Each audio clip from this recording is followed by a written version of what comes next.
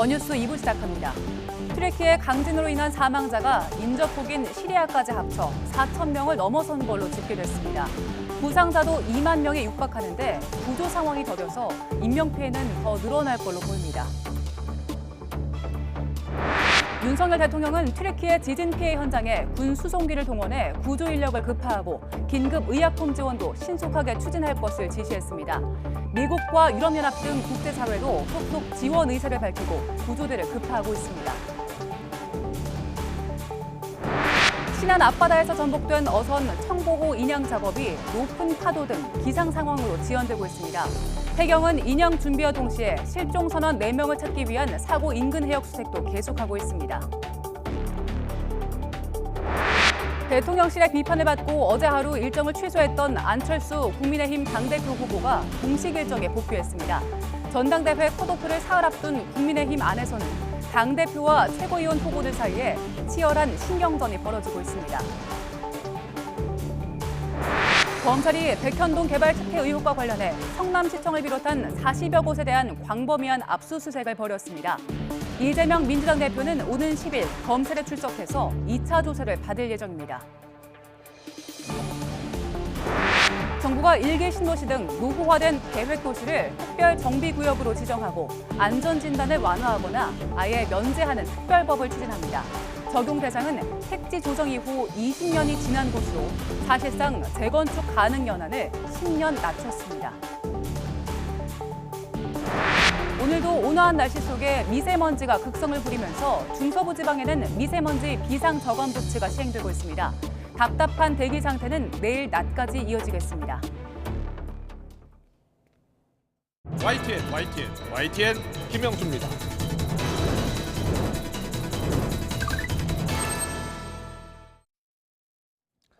안철수 국민의힘 당대표 후보가 윤석열 대통령이 경로했다는 윤핵관, 윤안, 연대 표현 하지 않겠다면서 어제 한 걸음 물러섰죠. 오늘은 김기현 후보와 친윤그룹이 안 후보의 정체성을 공격하기 시작했습니다. 김대중 정부의 햇볕 정책 성과 계승이 아직도 소신이냐 이렇게 물었고 친윤의 이철규 의원도 안 후보가 고 신용복 선생 빈소 찾아가서 존경을 표한 것, 또 과거 사드 배치 반대했던 이력들을 이야기하면서 비판을 했습니다. 그러자 김영우 안철수 후보 선대위원장은 그게 문제라면 왜 단일화 때나 입당할 때 가만히 있었냐 하면서 반문을 했고요. 윤핵관 대신 호위무사라는 표현을 사용하면서 성찰을 촉구했습니다. 오늘 다시 일정을 재개한 안철수 후보, 김기현 후보가 중도 사퇴하면 안 된다면서 자신의 사퇴 여부를 묻는 질문엔 1위 후보가 사퇴하는 것 받느냐면서 안철수, 철수 가능성을 일축했습니다. 갈수록 치열해지고 있는 두 후보의 오늘 인터뷰 내용 듣고 더 정치 풀어보겠습니다. 안철수 후보가 다른 대표로서의 정체성에 문제가 있다고 생각하시는지. 그동안의 과거 발언이나 행동들 중에서 우리 당이 지향하고 있는 가치하고 부합하지 않는 것이 있는 것 아니냐는 많은 의문이 제기되고 있기 때문에 본인이 그 점에 대해서 설명하시는 것이 좋겠다 하는 생각을 가지고 있습니다. 공동사퇴론이 자꾸 나오는데요. 이런 부분이 왜 자꾸 나오는지 혹시... 절대로 김기현 대표님 사퇴하시면 안 됩니다. 끝까지 함께 대결했으면 합니다. 김기현 후보가 아니라 본인의 뜻으로 나오셨어요. 1위 후보 사퇴하시는 거 보셨습니까? 오늘의 전국 현안 짚어보겠습니다. 백승주 전 국민의힘 의원, 김영주 전 민주당 의원 나와 계십니다. 어서 오십시오. 안녕하세요. 네, 안녕하십니까? 안녕하세요. 여러 가지 여쭤볼 게 많은데 조금 전 들어온 소식부터 여쭤볼게요. 김기현 의원이 나경원 전 원내대표 워찬 회동을 했는데요. 여기서 기자들이요, 나경원 전 의원에게 김기현 후보 지지하는 거냐라고 물었더니 총선 승리에 필요한 역할을 할 것이다 정도까지만 이야기했습니다. 어떤 뜻일까요? 좀 동문서답 같죠? 무슨 뜻일까요? 우선은 지금 나경원 후보가 사퇴하고 나서 불출마하고 나서 네. 그 나경원 후보를 지지하던 표의 흐름이 예. 안철수 후보의 지지율로 상승으로 이어지고 있거든요. 네. 이런 흐름 속에서 김기현 후보는 나경원 후보와의 어떤 전략 협력을 좀 필요로 하는 부분이고 네. 나경원 후보는 정계 은퇴 수준에 이렇게 굉장히 어려움을 겪고 있지 않습니까? 정치를 계속 해야 될 거냐 말아야 될 거냐 이런 어려움을 겪고 있는 가운데 총선을 던지면서 계속 정치하겠다는 메시지를 내놨고요. 네. 그런 측에서 나경원 후보는 정치적으로 내년에 또 총선에 기여하겠다는 이야기는 향후 계속 정치를 하겠다는 메시지를 내놨는데 네. 김기현 후보가 조금 나경원 후보의 지지자들의 도움을 필요하는 그런 상황 속에서 두 분이 만났는데 이 만난 것 자체는 뭐 김기현 후보한테 좀 플러스가 된다고 봐요. 플러스가 될 것이다. 네. 그런데 나경원 전 의원 같은 경우에는 후보 사퇴, 그러니까 불출마 선언을 할 때까지만 하더라도 김기현 의원하고 사이가 그렇게 좋지 않았잖아요. 네. 예. 그래서 그런 걸까요? 뭐 적극적으로 지지 의사를 표시하는 것 같지는 않네요. 그렇습니다. 이제 뭐 결론적으로 얘기하면은 본인의 공천 탈락은 막아야 된다 이런 생각으로 예. 지금 김기현 후보가 사실은 윤석열 대통령을 대신하는 분이다 이런 인식을 하기 때문에 네. 본인과 윤석열 대통령의 관계가 나쁜 관계에서는 안 되는 것이죠. 예. 만약에 김기현 의원이 만나자는데 끝까지 거부하면 반윤이냐 이런 질문이 올 거예요. 그렇군요. 그런 네. 그런 의미에서 반윤은 아니지만 그렇다고 내가 지금 그만둔 마당에 대놓고 그 앞에 있었던 상황을 없었던 듯이 김기현만을 위해서 노력하는 네. 그런 부분이 없었기 때문에 거의 뜨뜻미지근한 그런 논평을 할 수밖에 없지 않나 그렇게 봅니다. 알겠습니다. 오늘 김기현 의원도 있었고 안철수 의원도 있었습니다. 국민의힘 당대표 최고위원 후보들 비전 발표대회가 있었는데요. 이 끝나고 나서 기자들이 안철수 후보에게 묻는 장면 앞서 저희가 잠깐 보여드렸는데 사퇴론 이야기하니까 갑자기 김기현 의원 사퇴하면 안 된다라고 이야기했잖아요. 일부러 그렇게 이야기한 것 같죠. 글쎄 이제 그런 부분까지 최근에 들어서 뭐 양말부터 해가지고 상당히 기획력이 뛰어난 것 같습니다. 과거에 비해서 예. 안철수 의원이 하는 부분이 그래서 본인도 굉장히 여러 가지 고민이 왜 안 있겠습니까? 이제 그렇지만 이제 그런 어떤 질문에 대해서 당연히 그런 질문이 왔을 걸 예상하면서 예. 역으로 엎어치기를 하는 것이죠. 그렇군요. 예. 예. 자, 그런데 안철수 후보에 대해서 김기현 의원이 이제 이념 정체성 문제를 제기했습니다. 과거에 김대중 정권 햇볕 정책 아직도 계속 승계해야 된다고 보느냐라는 질문. 그리고 왜 사드 문제 같은 경우에 그 당시 때 왜 반대했느냐라는 이야기를 들고 나온 겁니다. 이게 국민의힘 지지층의 표심에 영향을 미칠 것으로 보세요? 영향을 미치겠죠. 이게 이제 전당대회가 이제 초기 단계로 진행되면서 네. 사실 후보 간에 역대 전당대회도 그렇지만 후보가 살아왔던 길에 대해 정치적인 행로에 대해서 좀 점검하는 그래서 그 정체성을 확인하고 검증하는 시간은 늘 있었습니다. 그래서 제가 볼 때는 지금 뭐 윤 대통령 마음 팔기, 윤심 팔기 이런 논쟁에서 벗어나서 이제 비전 발표를 하고 그 속에서 초기 단계에서 정체성 검증은 필요한 거고요. 이 질문에 대해서 자꾸 색깔론으로 이렇게 치부하기보다 여기를 당당하게 옛날에는 이렇게 생각했고 지금은 이렇게 생각한다. 이게 비전 정체성에 대한 점검도 정체성에 당당하게 그 점검에 응하는 게 좋지 않나. 그것이 그 대의원들의 판단에 영향을 줄 것이고요. 사실 당의 기반이 좀 약하고 안철수 후보로서는 옛날에 문재인 대통령 지지선언을 하고 또 여러 가지 정치 행로를 걸어왔기 때문에 그때마다 그 정부의 어떤 정책 방향에 맞추다 보니까 조금 엇갈린 부분이 있을 거예요. 이런 부분에 대해서 명확하게 자신의 지금의 입장을 발표하고 설명하는 것이 맞지 않나 생각합니다. 그렇습니까? 그런데 김영우 선대위원장 얘기 들어보면 그러면 단일화 때 그리고 입당할 때는 왜 가만히 있었냐라고 반문을 하던데요. 네. 예. 그렇습니다. 이제 그런 식으로 보면 어쨌든 그런 자기 장의 정체성과 다른 사람을 활용해서 네. 그게 토색고평이죠. 저 당선시켜서 대통령 되고 난 다음에는 너는 우리하고 이종교배 아니냐, 네. 이질적인 존재니까 나가라 이런 거하고 마찬가지고 예. 그런 식으로 보면 김한길 국민통합위원장에게도 똑같은 질문을 하면 어떻게 될까요? 실제로 예. 그런 의미에서 과연 이 지금 현재의 질문 자체가 과연 국민의힘이 네. 전체 국민을 아우르는 어떤 정말 그 우리 윤 대통령이 대통령 당선되고 난 다음에 국민의힘에 크게 붙여진 현수막 뭐라고 붙여졌습니까?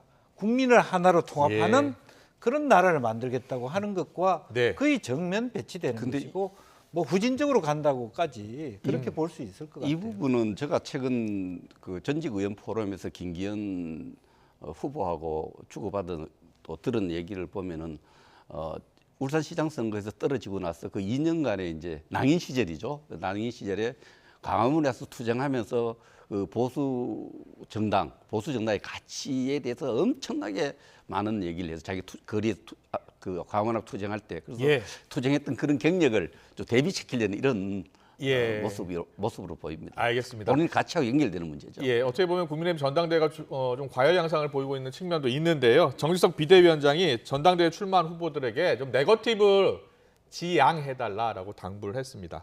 또 안철수 캠프 선대위원장 김영우 전 의원 목소리까지 함께 들어보겠습니다.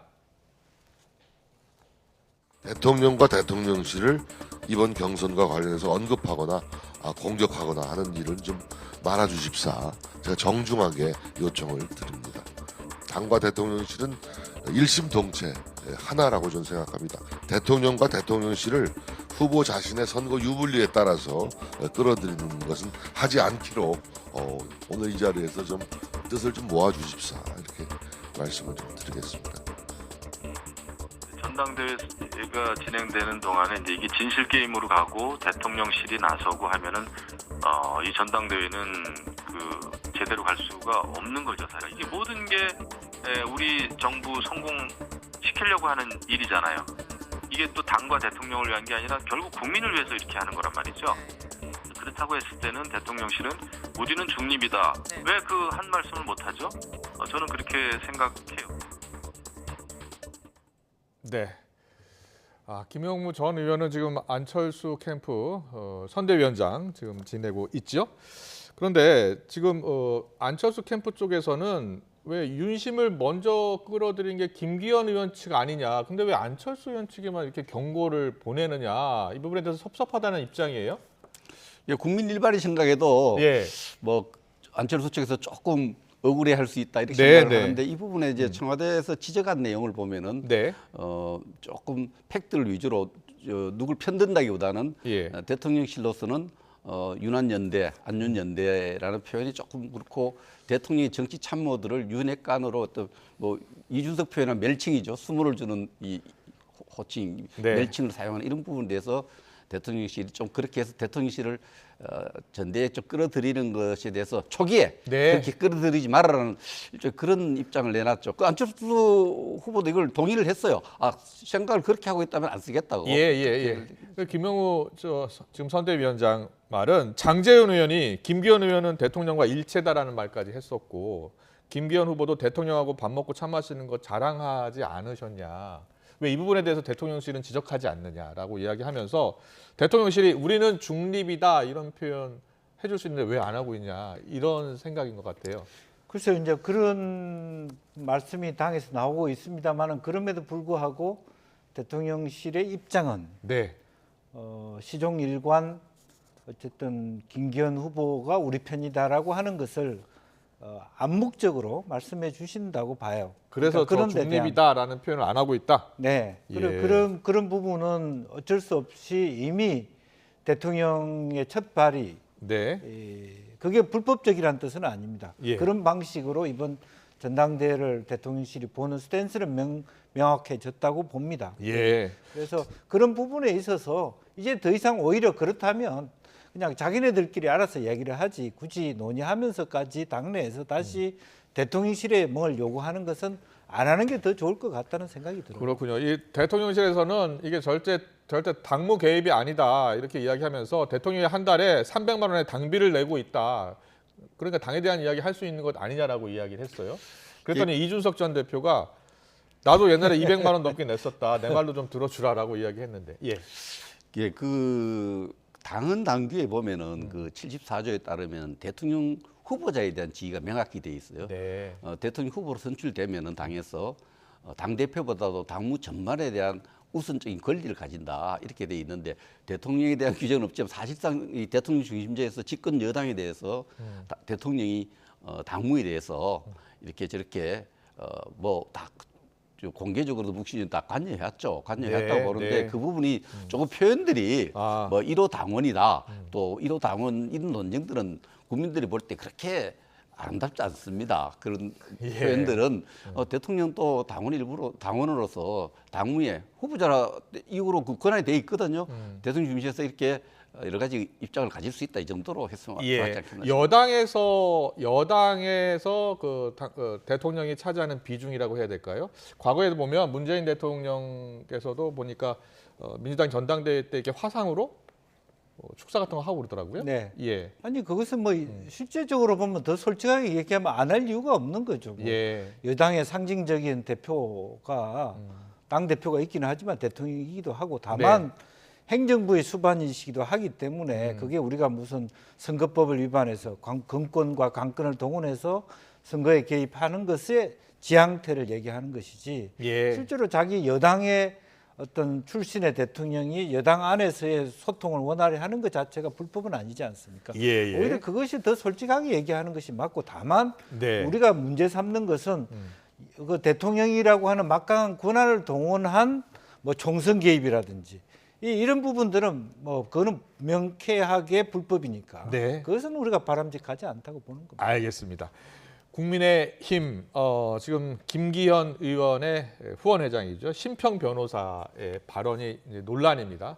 심평 변호사는 만약에 안철수 의원이 당대표가 되면 윤석열 대통령이 탈당하고 신당을 창당할 수밖에 없는 그런 상황으로 몰릴 수밖에 없다는 이야기를 했어요. 예, 그럴 가능성이 있는 겁니까? 그거는 적어도 국민의힘 당원입니다만은 네. 지금 상상할 수 없고요. 그래 상상했어도 안 됩니다. 예. 안 되고 윤석열 정부의 성공은 그렇게 그런 식으로 해서는 안 되고요. 네.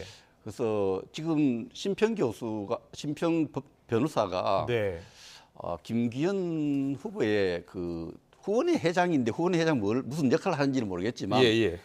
저는 대단히 안 해야 될 말을 했다. 예. 잘못된 말을 했다. 이렇게 생각을 합니다. 만약에 이런 발언이 안철수 의원의 후원회장의 발언 이런 발언이 나왔다면 대통령실이 가만히 있었을까요? 그러니까 뭐 그런 부분이 이제 뭐 대노할 수 있는 네. 부분인데 이제 여기서 문제는 그런 겁니다. 그러니까 그 윤핵관이라는 개념 자체도 대통령 되기 전의 개념이에요. 네. 캠프 관계자. 예. 그러니까 자기를 대통령으로 인정 안 하는 세력들. 그냥 그만하게. 그러니까 연대도 그래서 그런 용어들이 나오는데 네. 실제로 보면 뭐 실제 어느 정도의 아까도 제가 말씀드렸습니다만 바이어스가 있다. 네. 그걸 감안하고 그것을 통해서 그건 알지만 내가 그것을 페어 플레이를 통해서 극복해 가겠다 하는 것이 안철수 선거 캠프 관계자들의 어떤 전략이기를 바라지. 네. 그렇다고 해서 지금 대통령실을 공격 삼고 해가지고 되겠습니까? 두 분은 이제 전직 의원이시니까 만약에요 여권말 정계 개편 가능성에 대해서 물어본다면 실제로 가능성이 있다고 보세요? 글쎄요, 정계 개편이라고 하는 것은 여권발만 있는 것이 아니라 여야가 동시에 옵니다. 그렇군요. 그리고 지금 현재야말로 대통령 지지율이나 정당 지지율이나 간에 다 50% 밑에 밑돌고 있다라고 하는 것은 굉장히 유약한 정당 지지 구조거든요. 그렇기 때문에 그거는 어느 순간에 어떤 식으로 바람이 불어 나올지는 모르기 때문에 저는 그것을 기획했다기보다는 네. 윤 대통령 측근들도 그런 것의 가능성에 대비하고 있다. 네. 그런 것 속에서 나는 심평 변호사의 발언을 이해할 필요가 있다고 봅니다. 알겠습니다. 계속해서 다음 이슈 넘어가면요. 이상민 행안부 장관 탄핵소추안 발의 내일 이제 본회의에서 표결이 있을 예정인데요. 관련해서 여야 목소리 듣고서 이야기 나누겠습니다. 참사 발생 후 장관의 일부 언행이 부적절했다고 볼 수는 있지만은 이것을 중대한 법 위반으로 볼 수는 없습니다. 헌재가 인용할 가능성은 제로라는 원로 헌법학자의 의견도 있습니다.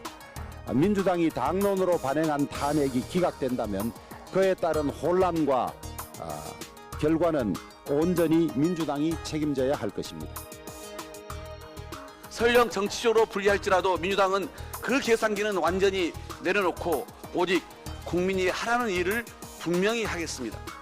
국민의힘이 집권당으로서 할 일은 이상민 장관을 지키라는 용산의 명령이 아닌 국민의 생명과 안전을 지키라는 주권자의 명령을 따르기 바랍니다. 네, 김영주 의원께 먼저 여쭤볼게요. 네. 박홍근 원내대표가 설령 정치적으로 불리할지라도 이런 표현을 썼어요. 할 일을 하겠다라는 입장이에요. 이제 두 가지 측면인데 우선 박홍근 원내대표가 사실 이게 비합리적이라는 걸 인정한 꼴이에요. 불리한 계산, 말은 불리하다고 얘기했지만 사실은 이게 100% 탄핵 가능성이 거의 없어 보이는 일을 예. 하는 것이고 예. 다만 이제 여기서 주권자의 명령이라고 하는 것은 이 정부가 네. 그와 같은 어떤 그 용산 이태원 참사에 대해서 제대로 된 사과, 네. 제대로 된 정치적 책임을 지지 않았기 때문에 우리가 이런 정치적인 말하자면 공격을 할 수밖에 없다. 이런 말씀을 하고 있지 않느냐 그렇게 생각이 들고 예. 제가 보더라도 이것은 합리성이 없는 결정입니다. 그러나 네. 어쨌든 국회의원 173명이 발의했다라고 하는 것은 그분들은 뭐 전혀 어떤 합리적 어떤 판단 영역이 없어서 발의했겠습니까? 네. 가능성이 없다고 하면서도 발의한 그 배경을 좀 이해를 했으면 좋겠다는 예. 생각입니다. 민주당은 이번 탄핵안 발의하면서 누구도 사과하지 않고 책임지지 않는 모습을 보였다. 그래서 어쩔 수 없이 탄핵안을 발의할 수밖에 없었다라는 입장이더라고요. 근데 저는 사과하는 얘기 여러 차례 들었거든요. 예. 대통령도 사과하고 충하고. 민주당에서는 책임 있는 사과 이런 표현을 했더라고요. 예. 근데 저는 이번에 그 탄핵 도출하는 것은 네. 그 약으로 쓰면은 약을 잘못 쓰면 많이 쓰면 남용 아닙니까? 예. 남용이 넘었으면 중독이라 그러지 않습니까? 약물을. 예. 이건 이권 권력에 잘못 사용되고 있고 남용하고 잘못 중독되는 상태예요. 예. 정말 잘못되었다 생각을 합니다. 네. 그래서 이게 왜 그러면 불리한 줄 알면서 탄핵될 줄 알면서 하느냐? 저는 민주당의 그 정당의 목적을 단면 현안을 해결하기 위해서인데요. 민주당이 지금 여러 가지로 분열 조짐이 있어요. 네. 이재명 대표에 대한 사법 리스크가 현실에 대해서 상당히 지금 분열되는데 그저께 거리투쟁 갔을 때도 한 70명밖에 참은 걸 안 했거든요. 단일 대우를 만들기 위해서 탄핵 카드를 70여 명이 불참한 것으로 알려진 거요? 예, 예. 70명밖에 참가를 안 했어요. 그래서 이 단일 대우가 흐트러지고 있는데 단일 대우를 만들기 위해서 헌법 규정한 탄핵 카드를 사용했다, 남용했다 이렇게 보고 대단히 잘못됐다고 생각합니다. 예, 대단히 잘못됐다는 생각이다. 그럼에도 민주당을 할 수밖에 없었던 이유가 있었다고 보세요? 그래서 지금은 이제 그 기본적으로 의총이라고 하는 공간에서 예. 그 원내대표를 비롯해서 원내 국회의원들이 이 정부의 말하자면 그 뭐랄까 오만한 네. 일방적인 어떤 그 권한 행사 네. 또 정치 보복 이런 부분에 대한 공감대가 높아지고 있어서 예. 그것을 하나하나 그 사안별로 어떤 합리적 의사결정을 나누어 가기보다는 예. 집단적인 어떤 의사결정 쪽으로 가다 보면 거의 브레이크를 밟을 수 없는 그런 상황이 있지 않느냐. 그리고 예. 이 사안만 하더라도 사실은 두 번, 세 번 처음에 하려고 했던 것이 다 중간에 중지되었던 사안입니다. 탄핵안은. 그래서 예, 두 차례에 걸쳐서 결정을 내고자 했으나 두 번 유보되었던 상황입니다. 그만큼 민주당 내도 솔직히는 고민이 많다. 그렇게 이해를 해야 됩니다. 지난 주말 토요일 그 장외 집회예요. 6년 만에 한 거 하잖아요. 네. 보니까 민주당 국회의원 100여 명이 참석을 했고 이제 70여 명은 지금 참석 69명. 네네. 60여 명은 참석 안 한 것으로 전해지고 있는데 장외 집회를 과연 또 할 수 있겠느냐, 또 하는 게 맞느냐 이런 당내 여러 가지 이야기가 있나 봐요. 뭐 기본적으로 보면 그 야당의 뭐 박전 전 국정원장 얘기처럼 예. 야당은 국회 안에 들어가서 말하자면 인사이드로 공격을 해야죠. 장외로 네. 돌 필요가 없죠. 국회라는 공간이 가장 선명하게 네. 말하자면 여당을 공격할 수 있는 공간인데 그 공간을 놔놓고 야당이 간다는 건 민주당 스스로가 직무유예 방기할 수 있는 거고 실력이 없다는 것의 부분이 네. 있기 때문에 그런 부분은 양동 작전을 써야 된다 그렇게 봅니다. 알겠습니다. 이재명 대표 검찰 출석 이야기 바로 넘어가겠습니다. 이재명 대표가 검찰 출석 날짜 2월 10일, 그러니까 금요일 오전으로 정했네요. 지난번 대장동 관련 1차 출석 때는 토요일이었었잖아요. 이번에는 금요일로 했습니다. 주말 조사를 원한다고 했는데 검찰이 금요일을 요구했었나 봐요. 예, 다분히 좀 가결한 건 잘한 거고요. 국민 여론이라든지 여러 가지를 감안해서 향후에 검찰의 조치에 대한 대응하기 위한 수순으로 가결한 건 잘한 거고 또 금요일 가서 좀 시간을 가지고 조사받는 시간을 줄이기 위해서 하는데 이재명 대표가 율사로서 법조인으로서 가지고 있는 지식을 다 동원해서 대응하고 있다고 봅니다. 네.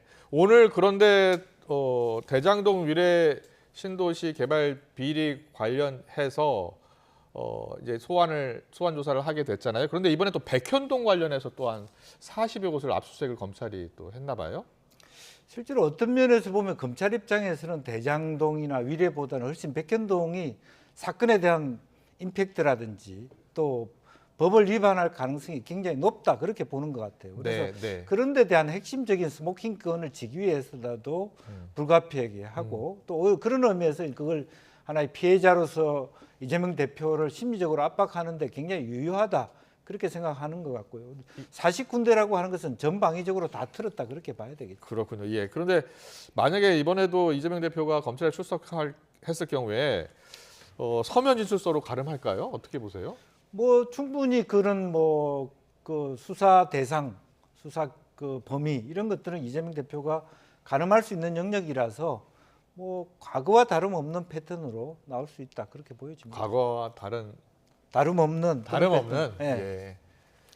예, 지금 봐서는 똑같은 패턴을 가겠죠. 그러나 지금 이재명 대표한테 가장 불리한 것은 그 국회의원이 당선되고 당 대표가 될 때 미래 권력이 된 가능성이 있기 때문에 조사받는 분들이 그 이재명 대표한테 불리한 진술을 조금 잘 안 했거든요.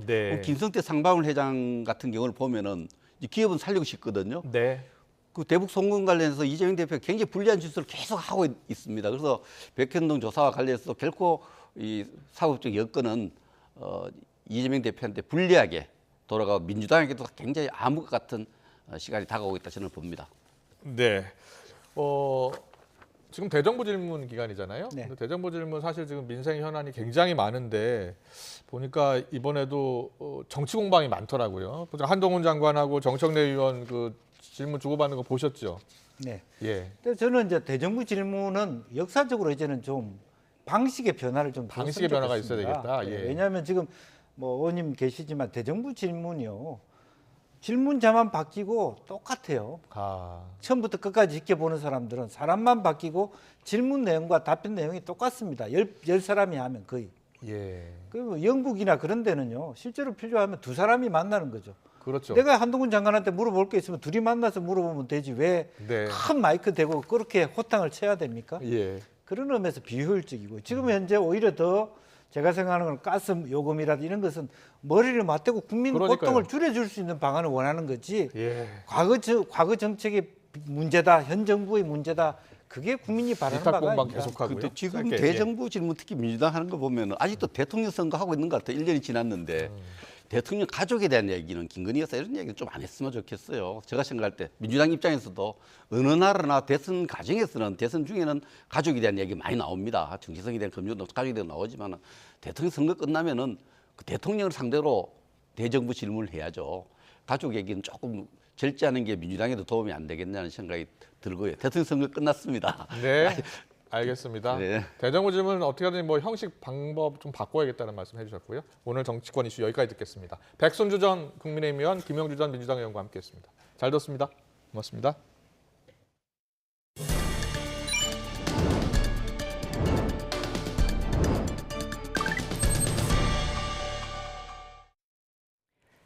잇따라 발생한 강진으로 튀르키예와 인접국 시리아에서 사망자가 4,000명을 넘어섰습니다. AP와 로이터 통신 등에 따르면 튀르키예 정부는 지진 피해를 입은 10개 주에서 2,921명이 숨지고 16,000여 명이 다친 걸로 추산했습니다. 시리아 보건부는 정부가 통제 중인 지역의 사망자를 711명, 부상자를 1,430여 명으로 집계했습니다. 시리아 반군 측 민간 구조대 하얀 헬멧은 반군 통제 지역에서 최소 733명이 사망하고 2,100명이 다쳤다고 밝혔습니다. 이에 따라 두 나라의 전체 사망자는 최소 4,300여 명으로 증가했고 부상자는 2만 명이 육박하고 있습니다. 강한 지진으로 수많은 건물이 무너져 내리면서 사상자는 더욱 늘어날 걸로 보입니다. 외교부는 이와 관련해 현재까지 접수되거나 파악된 우리 국민 사상자는 없다고 밝혔습니다. 윤석열 대통령이 지진으로 큰 인명피해가 발생한 튀르키예의 레집 타입 에르도안 대통령에게 위로 전문을 보냈습니다. 윤 대통령은 각별한 애도의 뜻을 전하며 조속한 피해 복구를 위해 모든 가능한 지원을 아끼지 않겠다고 약속했습니다. 그러면서 튀르키예는 지난 1950년 공산 침략 때 주저하지 않고 즉각 파병했던 형제국이라고 강조했습니다. 앞서 윤 대통령 지시에 따라 구조와 피해 수습에서 세계 최고 수준이라고 평가받는 국제구조대 60여 명 등 정부 차원의 구호단이 튀르키예로 파견될 예정이라고 대통령실이 전했습니다. 규모 7.8의 강진이 발생해 사망자만 수천 명이 발생한 튀르키예와 시리아에서는 필사적인 구조 작업이 계속되고 있습니다. 생존자 수색은 시간과의 싸움이지만 피해가 대규모로 발생한 데다 악천후로 인해서 구조 작업에 어려움을 겪고 있습니다. 한영규 기자의 보도입니다. 튀르키예에서 발생한 강진은 사람들이 깊은 잠에 빠진 새벽 4시쯤 발생해 피해가 더 컸습니다. 잠에서 깨어나지 못한 이들은 건물 잔해에 깔려 매몰됐고 밤새 필사적인 구조 작업이 계속됐습니다. 하지만 워낙 피해 지역이 넓은 데다 건물 잔해 더미가 많아 구조의 손길이 닿지 않는 곳이 많았습니다.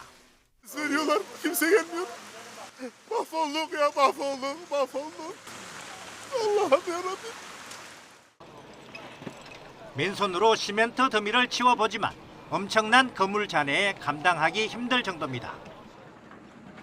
굴착기나 중장비도 동원됐지만 추가 붕괴 우려도 있어 구조 작업은 더디게 진행됩니다. 밤새 구조 작업 끝에 생존자를 구해내자 박수가 터져 나옵니다. 영하의 날씨에다 비와 눈이 내리는 악천후도 구조 작업을 방해하는 요인입니다. 문제는 시간입니다. 구조 작업이 늦어질수록 사망자는 더 늘어날 수밖에 없습니다. There've been heavy rains, heavy winds, and the temperatures are below zero. So we need to find people as soon as possible because people are stuck under rubble. 가까스로 목숨을 구한 생존자들도 계속되는 여진으로 인해 집으로 돌아갈 수 없고 길거리에서 노숙하는 등 고통을 겪고 있습니다. YTN 한영규입니다. 전남 신안 앞바다에서 어선 전복 사고가 난 지 나흘째인 오늘도 실종자 수색과 인양 작업이 이어지고 있습니다.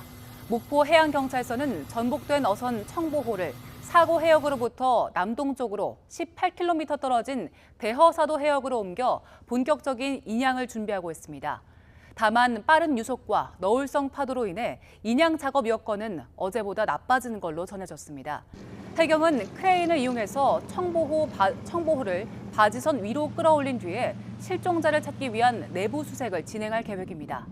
해상 수색 범위도 기존보다 동서남북 방향으로 5.5km 확대해 실종자를 찾고 있습니다. 오늘 0시 기준 코로나19 신규 환자는 16,120명으로 집계됐습니다. 위중증 환자는 293명으로 이틀째 200명대를 나타냈습니다. 사망자는 10명으로 누적 사망자는 33,624명입니다. 지영미 질병관리청장이 올해는 코로나19 비상 단계를 끝내고 일상으로 전환하는 원년이 될 거라고 전망했습니다. 지영미 질병청장은 오늘 첫 출입기자 간담회에서 아직 코로나19 위기에서 완전히 벗어나지 못했지만 긴 터널의 끝이 보이는 시점인 것은 분명하다며 이같이 밝혔습니다. 지영미 청장은 미국이 오는 5월 공중보건 비상사태를 종료할 예정인 점을 들면서 우리 방역당국도 국내 위험도 평가와 해외 상황을 관찰해서 방역 대응 수준을 조정하겠다고 말했습니다. 20, 30대 사회초년생들이 피 같은 월세 보증금을 떼었다며 단체로 경찰 고소를 준비하고 있습니다. 이른바 가짜 임대인이 경매에 넘어가서 비어있는 집을 마치 자신의 소유인 것처럼 속이고 계약을 맺었다는 건데 이 같은 피해를 막으려면 어떻게 해야 할지 김다현 기자가 알려드립니다. 27살 김모 씨는 지난해 12월 부동산 앱을 통해 다세대 주택 월세 계약을 마쳤습니다. 35만 원이라는 저렴한 월세집을 찾은 기쁨도 잠시. 전기와 수도 요금이 13개월치나 밀린 집이라는 걸 입주 후 알게 됐습니다. 심지어 집은 경매에도 넘어가 있었습니다.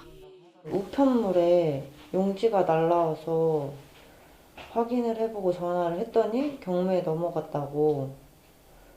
임대인 조모 씨는 전화를 받지 않았고 뒤늦게 등기부 등본을 떼보니 이 집은 조 씨 소유가 아니었습니다. 경매 넘어간 빈집을 조 씨가 자기 것인 양 속여 계약한 겁니다. 결국 졸지에 보증금 400만 원을 날릴 위기에 처한 김 씨. 조 씨에게서 비슷한 피해를 본 6명과 함께 경찰 고소를 준비하고 있습니다. 그러나 언제 진짜 집주인이 나타나 자신을 내보낼지 모른다는 불안감은 계속 김 씨를 괴롭힙니다. 비밀번호 치고 막 치는 것 같은 그런 막 소리 막 들리고 막 베란다 문을 막 열어가지고 막 짐을 옮기는 것 같은 그런 막 환청이 막 들리고 막 되게. 최근 김 씨처럼 부동산 앱에서 임대인과 직거래해서 중개 수수료를 아끼려는 임차인들이 늘고 있는데 그럴수록 따져보고 신경 써야 할 것도 많습니다. 특히 부동산 거래 경험이 적은 사회초년생은 허위 임대차 계약의 표적이 되기 쉬워 주의가 필요합니다. 어플만 보고는 그 등기부에 있는 그 등기 명의자하고 네. 지금 어플에서 지금 교신하고 있는 사람이 일치하는지를 확인하는 절차가 불가능하니까. 피해를 막기 위한 첫 번째 열쇠는 등기부 등본 확인. 등본은 인터넷 등기소에 들어가 열람하기 버튼을 누르고 집 주소를 입력하기만 하면 바로 볼 수 있고 집의 실소유자와 계약자가 일치하는지 그리고 대출과 압류는 없는지 알아보는 게 핵심입니다. 또 계약은 실소유자와 직접 하는 게 최선이지만 불가피하게 대리인을 거쳐야 할 경우엔 반드시 위임장과 주민등록 등본을 요구해서 신분을 살펴봐야 합니다. 이와 함께 집을 실제로 방문해 유령 건물은 아닌지, 밀린 요금은 없는지 파악하는 것도 안전거래를 위한 방법입니다. 삶의 토대를 위협하는 부동산 관련 사기가 잇따르는 가운데 전문가들은 이런 기본만 숙지해도 큰 피해는 막을 수 있다고 강조합니다. YTN 김다현입니다. 정부가 재정비 사업을 추진하는 노후 계획도시를 대상으로 재건축 안전진단을 완화하거나 면제해주는 등의 각종 특례를 제공하는 방안을 발표했습니다. 국토교통부는 오늘 1기 신도시 특별법의 윤곽을 공개했습니다. 경기 성남 분당이나 고양 일산 등 1기 신도시뿐 아니라 택지 조성 이후 20년 이상 지난 100만 제곱미터 이상 택지도 대상인데 통상적인 시설물 노후도 판단 기준을 30년에서 10년 앞당겼습니다. 또 특별정비구역으로 지정된 뒤 대규모 기반시설 확충 등을 통해 공공성을 확보하면 안전진단 면제도 가능합니다. 용적률이나 층수를 높일 수 있도록 종상향을 해주면 일정 비율을 공공임대나 공공분양 등으로 기부 체납하는 방향도 나왔습니다. 국토부는 이번 달 안에 법안을 발의한다는 방침입니다. 수출 감소폭이 커지고 내수 회복세도 약해지면서 경기 둔화가 심화하고 있다는 국책연구원의 진단이 나왔습니다. 한국개발연구원 KDI는 2월 경제 동향에서 세계 경제 부진 심화에 주력 수출품인 반도체를 중심으로 수출 감소폭이 커졌다며 이같이 밝혔습니다. 고물가, 고금리 상황이 계속되는 가운데 수출 부진 여파로 내수 회복세도 약해졌다고 평가했습니다. 특히 공공요금 인상 탓에 소비자 물가 상승세가 커져 소비 회복세가 약화한 데다 고용 증가세도 둔화하고 있다고 우려했습니다. 치솟는 외식 물가 속에서도 저렴한 가격을 유지하면서 서민들의 든든한 한 끼를 책임지는 착한 가격 업소들이 있습니다. 하지만 지난해부터 이어져 온 고물가에 최근 공공요금 인상까지 덮치면서 이런 가게들의 부담도 커지고 있는데요. 착한 가격 업소에 나가 있는 취재기자 연결합니다. 박정현 기자. 네, 서울 방학동에 있는 중국집입니다. 네, 요즘 짜장면이 한 그릇에 한 6, 7천 원 정도씩 하는데 그곳은 가격이 어떻습니까? 네, 보시다시피 이곳 가게의 자장면 한 그릇 가격은 3,900원입니다. 다른 중국집보다도 저렴한 편인데요. 외식 물가가 하루가 다르게 오르면서 점심시간이 지났지만 이곳을 찾는 손님들의 발길은 계속 이어지고 있습니다. 손님 이야기 직접 들어보겠습니다. 물가가 너무 많이 올라서 딴 데 나가서 한 끼 식사를 하려면은 보통 10,000원 이상이야 되는데 여기는 항상 맛도 좋고 자주 이용하는데 아주 착한 가격으로. 지난달 기준 서울 시내 자장면 평균 가격이 6,500원으로 1년 전보다 13.8% 올랐습니다. 그러니까 이곳 가게는 평균 가격보다 2,600원 정도를 적게 받고 있는 건데요. 지난해 초 러시아의 우크라이나 침략 전쟁 여파로 밀가루와 식용유 값이 폭등하면서 자장면 값을 500원 올린 것을 마지막으로 같은 가격을 유지하고 있습니다. 이후에도 식자재 값은 계속 올라서 밀가루는 지난해 같은 달 대비 21.7%, 식용유는 40.9%까지 급등했습니다. 이렇게 가격 인상 요인이 이어지는데도 이곳 식당에선 함께 살자는 마음으로 가격을 더 올리지 않고 버티고 있다고 설명합니다. 문제는 최근 한파로 채소 비용이 급등한 데 이어 전기와 가스 등 공공요금까지 인상되며 부담이 점점 커지고 있다는 점입니다. 실제로 이곳 식당의 지난달 가스 요금도 전달보다 30% 넘게 올랐습니다. 때문에 지난해 6월 이후 줄곧 7에서 9%를 웃도는 등 이미 오를 대로 오른 외식 물가가 더 오를 수도 있는 상황입니다. 물가를 안정시킬 뾰족한 대책이 보이지 않는 가운데 자영업자와 소비자 모두의 고통도 한동안 누그러지기 어려워 보입니다. 지금까지 서울 방학동에서 전해드렸습니다. 윤석열 정부 첫 정부 업무평가에서 방송통신위원회와 국민권익위원회, 여성가족부가 장관급 기관에서 나란히 최하 등급을 받았습니다. 방통위와 권익위는 문재인 정부 때 임명된 인사가 현재 수장을 맡고 있는 부처고 여가부는 윤석열 대통령이 폐지를 공약했던 부처입니다. 이태원 참사 부실 대응 지적을 받았던 경찰청도 차관급 기관에서 최하위인 C등급을 받았습니다. 반면 이상민 장관 책임론이 불거졌던 행정안전부는 한 단계 높은 B등급이었습니다. 가장 높은 점수인 A등급을 받은 기관은 장관급에서는 과학기술정통부, 농림축산식품부, 환경부와 국토교통부, 해양수산부와 국가보훈처였습니다. 평소 스토킹하던 여성을 서울 지하철 신당역에서 보복 살해한 혐의로 기소된 전주환이 1심에서 징역 40년을 선고받았습니다. 법원은 전주환이 대담하고 잔인한 반사회적 범행으로 우리 사회에 크나큰 충격과 슬픔을 줬다고 질타했습니다. 취재기자 연결합니다. 홍민기 기자. 네, 서울중앙지방법원입니다. 네, 오늘 1심 판결 내용 자세하게 전해주시죠. 네, 서울중앙지방법원은 오늘 보복살인 혐의로 재판에 넘겨진 전주환에게 징역 40년을 선고했습니다. 또 위치추적 전자장치, 이른바 전자발찌를 15년 동안 착용하라고 명령했습니다. 재판부는 전주환이 범행하는 데 있어 아무런 주저함 없이 대담하고 잔인했다면서 이것은 반사회적 범행으로 우리 사회 수많은 사람에게 크나큰 충격과 슬픔을 줬다고 질타했습니다.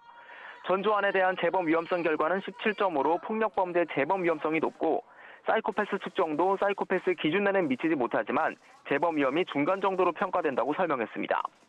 이어 피해자가 명시적으로 관계 단절을 요구했는데도 스토킹과 불법 촬영물을 이용해 고통을 줬고 재판이 시작되자 반성문을 제출하면서도 실제로는 보복범죄를 계획했다고 지적했는데요. 앞서 검찰은 지난달 결심 공판에서 전주환에게 교화 가능성이 없다며 사형을 구형했는데 재판부는 사형을 선고하지 않은 이유도 설명했습니다. 사형은 극히 예외적인 형벌로 누구라도 인정할 만한 사정이 있어야 하는데 이제 만 31살인 전주환에게 수형 생활로 잘못을 깨달을 가능성이 없다고 보긴 어렵다고 설명했습니다. 같은 이유로 무기징역 역시 선고하지 않았는데 재판장은 판결을 마치면서 전주환에게 남은 평생 무고한 생명을 살해한 죄를 반성하라는 말을 남기기도 했습니다. 선고 직후 전주환은 고개를 푹 숙인 모습이었는데요. 할 말이 없느냐는 재판장의 질문에도 아무런 답을 하지 않았습니다. 법정에는 피해자의 어머니도 참석해 선고를 직접 듣기도 했습니다. 피해자 유족 측 변호사는 선고 직후 기자들과 만나 오늘 선고가 있기까지 함께 슬퍼해준 많은 시민들에게 감사를 표한다고 밝혔습니다. 사건 당일 여자 화장실에서 도움을 요청하는 소리를 듣고 전주환을 제압한 시민, 또 애도의 마음을 보내준 많은 분에게 감사한 마음을 전하고 싶다고 말했습니다. 다만 전주환이 선고받은 징역 40년에 대해선 별다른 입장을 밝히지 않았습니다. 앞서 전주환은 지난해 9월 서울 지하철 2호선 신당역에서 과거 직장 동료였던 20대 여성 영무원인 피해자를 살해한 혐의로 구속 기소됐습니다. 범행 당시 전주환은 피해자에게 만나달라는 취지의 연락을 350차례 넘게 한 것으로 조사됐는데요. 서울교통공사 직원으로 근무할 당시 얻은 접속 권한으로 피해자의 집 주소 등을 알아냈고 집을 찾아가기도 하는 등 스토킹한 것으로 드러났습니다. 결국 스토킹 혐의로 재판에 넘겨져 중형을 선고받을 것이 예상되자 선고를 하루 앞두고 보복 범행한 것으로 조사됐습니다. 스토킹 혐의 재판에선 1심에서 징역 9년을 선고받았는데 검찰과 전주환 양측이 항소해 서울고등법원에서 2심이 진행 중입니다. YTN 홍민기입니다.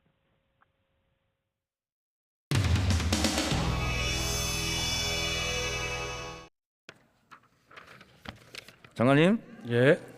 모든 아내는 법 앞에 평등하다. 맞는 말이죠. 그게 또 무슨 말씀이신가요? 모르면 통과.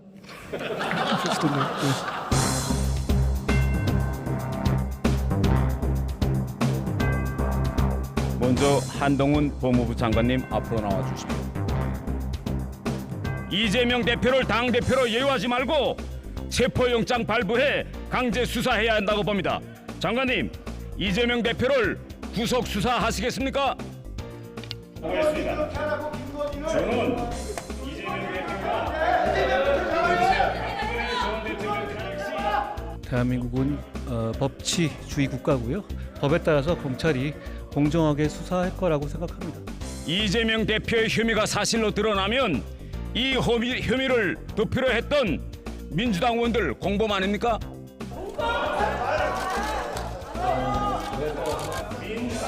법무부 장관님 나와주세요.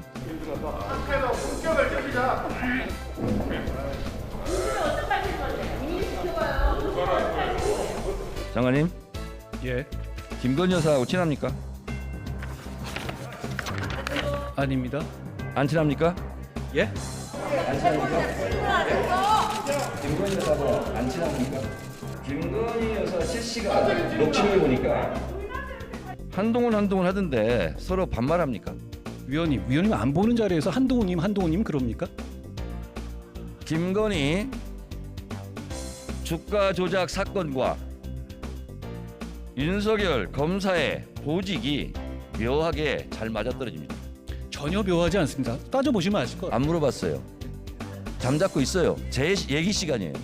저 나중에 제가 자, 말씀드릴게요. 2012년 소리 지르시는 분들 공천이 불안하신가? 머리도 그렇게 나쁘지 않을 텐데 묻는 말 중심으로 핵심을 좀 답변해 주시고. 아니 묻는 말이 이상하니까 제가 다 이렇게 말씀드리는 거죠. 저는 이 사안의 내용에 대해서 정확하게 알지 못합니다. 검찰에서 지금 투명하게 수사하고 있다고 생각합니다. 불리한 건 모르는군요. 제가 이 사안을 하나하나 말한다면 제가 이재명 사안을 물어봐도 다 하나하나 답을 해야 되지 않겠습니까? 장관은 참기름, 들기름 안 먹고 아주까리 기름 먹어요? 그게 무슨 소리입니까? 아주까리 기름. 이렇게 깐죽대요. 다시 묻겠습니다. 근데 한동훈 장관님은 이건 이제 솔직하게 말씀드리면 논문 잘 썼을 것 같아요. 왜냐하면 치밀한 성격이고 인용도 자주 하고. 근데 김건희 여사는 회원 유지를 멤버 유지 이렇게 영어로 썼어요. 아무리 친해도 이건 너무했죠. 그 부분에 대해서 저한테 물어보실 일은 아닐 것 같은데요. 그러면 윤석열 대통령한테 물어봐 주시든가. 의원님께서 물어보시면 될 문제 같습니다. 전화번호 좀 주세요. 네.